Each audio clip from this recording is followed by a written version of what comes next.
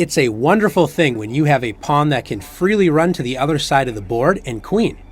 But that usually doesn't happen. Your opponent is going to do everything possible to stop your pawn.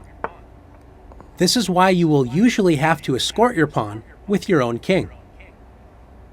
In this position, black uses the king to step in front of the white king to create a virtual shield so that the black pawn can run to the promotion square. After king to f2, white's king cannot move closer to the pawn, so the king tries another path to get to the pawn with king to d3. After g3, there goes the pawn. There's no stopping it after g2. And black promotes. In this next position, looking at the board from white's perspective, white moves the king up the board where it can protect its pawn for the last several moves of its journey. After king to c7, black is absolutely powerless to stop this plan. The pawn is protected by its escort, the king. There's no stopping this pawn. Let's look at one of the most classic endings. White has a pawn on the a-file known as a rook pawn. If black's king can get into the corner on the a8 square, black will prevent white from promoting the pawn, drawing the game. If white doesn't pay attention and just pushes the pawn forward, this is what can happen.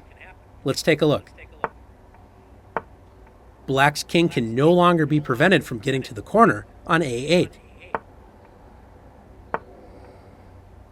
White's pawn advances up the board, and black's king keeps getting closer to it. White's pawn is now in serious danger, so white plays king to c6, moving the king closer to its pawn. After king a7, black's king threatens to win the pawn, so white plays king b5, protecting the pawn. After king a8, black's king sits in the corner, so white plays king to b6, forcing black's king out of the corner. After king b8, black will simply move back and forth from b8 to a8 until white pushes the pawn forward with a7.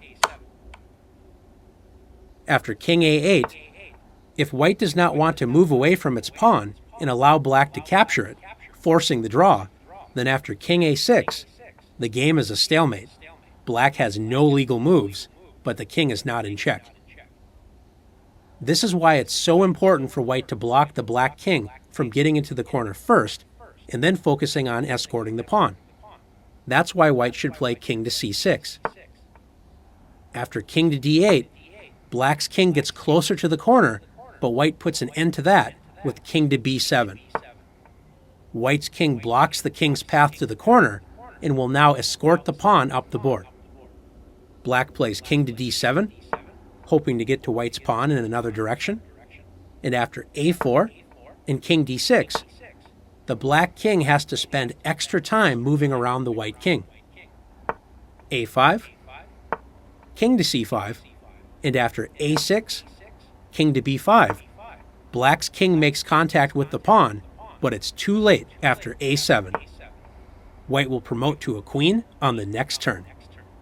Now let's see if you've learned how to escort your pawns.